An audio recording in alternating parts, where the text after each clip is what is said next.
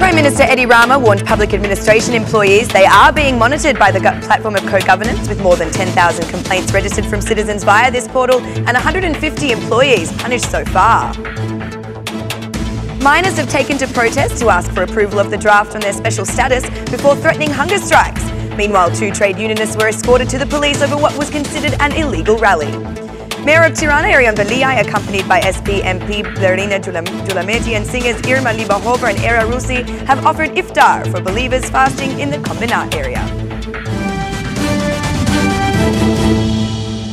Good evening, it's 6 o'clock on Wednesday, the 6th of June 2018. Welcome to the English edition of Aura News. My name is Alexandra and I'm here to bring you the day's top stories from across the country, translated into English. There are 10,000 citizens that have chosen the platform of co-governance to address their problems, while 150 employees of the administration have been punished. Prime Minister Rama said that this platform, apart from solving the problems of the citizens, ensures appropriate observation of every employee in the administration, making it possible to reduce the bribery in the country to zero. We estimate there are 10,000 cases that have been addressed on the platform and can confirm there are about 150 cases of administration employees who have received their deserved punishments, from dismissal to prosecution. The platform's purpose is double, not only to solve problems but also identify those who conduct themselves with poor habits in the administration, said Rama. Some citizens also offered concrete examples of solving their problems using the platform of co-governance. Prime Minister Rama invited all citizens to address their problems to the platform of co-governance, as they will be directly connected with the relevant minister for their case.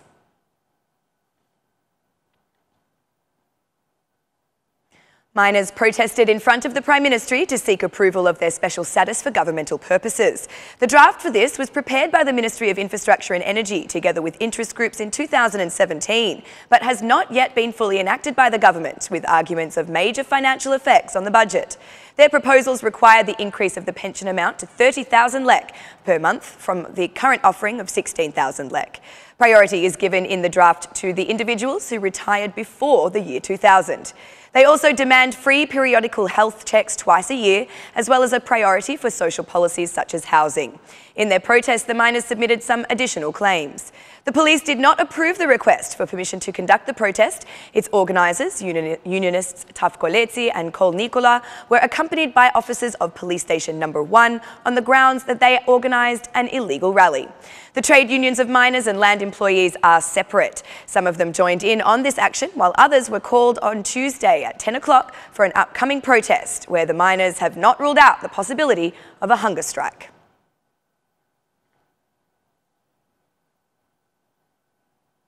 Accountability to residents of the Libraj municipality once again brought to attention the most important issue of justice reform. Chairman of the Socialist Party Parliamentary Group, Talon Bala, and Minister of Entrepreneurship, Sonila Chato, informed the residents of the Orenya Administrative Unit in Libraj about the progress of this process, which will bring positive effects for every citizen. The first effect of the justice reform is that today no one dares to make extra money from providing justice. The second is what we are all fighting for, that is the opening of negotiations. We would have liked the opposition in this process to lobby together for the opening of negotiations.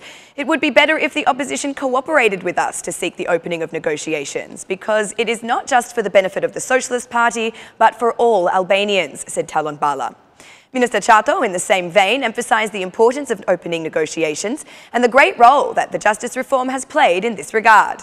The two main achievements of this governing mandate, which have come as a result of a great deal of work during the previous mandate, is the positive recommendation for the opening of negotiations. This recommendation would not have come if, during the previous mandate, we had not been wholly focused on the process of justice reform, explained Sonila Chato. In Libraj, the ministers also became familiar with residents' concerns regarding the health system.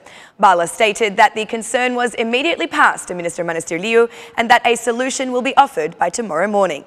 A new doctor will take the job with the guarantee of conducting themselves with the utmost precision.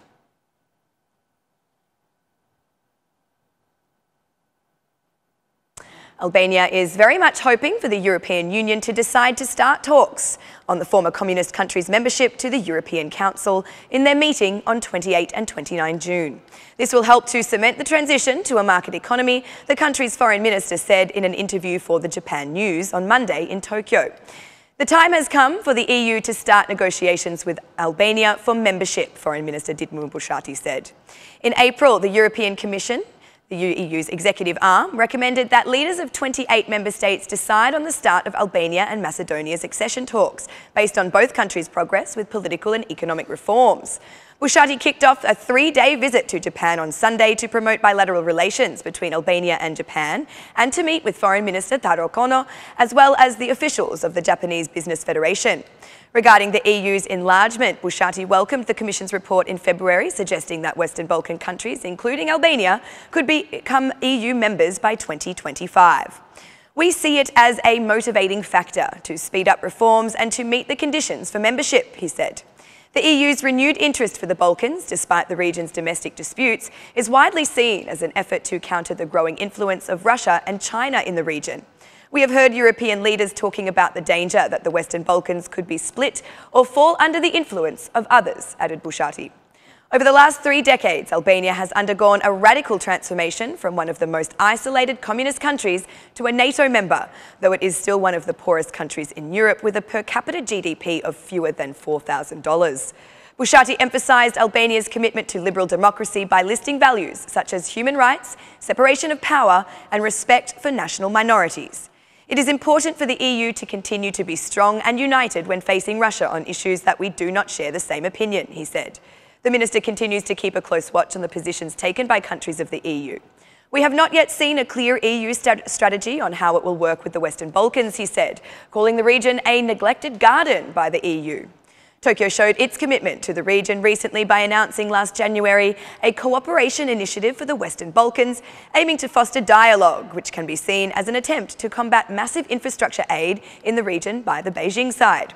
He stressed that Albania needs more investments from Japan in sectors such as infrastructure and the vehicle market.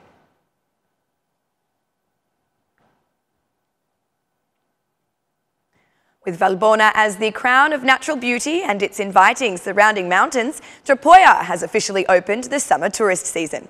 Last year, Tropoja was visited by around 80,000 tourists. A number is expected to grow to 100,000 this new season. Local executives, residents and businesses say they have all taken necessary measures to handle the influx of visitors.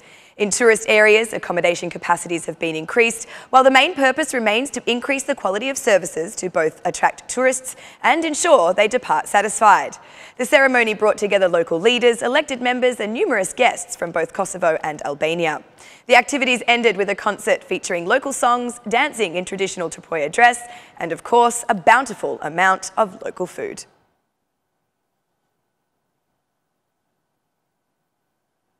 Families and people in need may spend the month of Ramadan in the capital's social centres. The municipality of Tirana has taken care that in the month of sacrifice and solidarity, no one should miss a warm meal, as every evening there is an iftar for people in need. Mayor of Tirana, Erion Velia, and SP MP Blerina Gjulameti, and 2 of the most beloved Albanian music singers, Irma Libahova and Era Rusi, yesterday evening served the iftar dinner for people in need at the social centre in Kombinat. The month of Ramadan is a bit more special because it is a month where it is served to God through a sacrifice. When a person fasts, he is not only refusing food for his stomach, but also any badness, negative thought, jealousy, envy. And I believe this is the way to remind us every year of how important it is to be dignified. The solidarity we express through the month of Ramadan should be on show every day of the year, said Erion Veliai. Veliai stressed that if every person serves people as they serve God, we will have a better society. The SP MP, Blerina Gjulameti, said that in this important month for all Muslim believers, there should be more solidarity between people, especially those in need. It is very important that this month we remind ourselves that everyone needs a hand. Everyone needs someone to stand up and come together as a team. We can be a community that relies on each other. God bless everyone who has a great heart, said Blerina Gjulameti. Singer Irma Libahova expressed her pleasure in being part of this initiative for the people in need of society. While singer Era Rusi said that the commitment of the whole society, but especially of young people, to engage in solidarity initiatives with the people in need is of the utmost importance.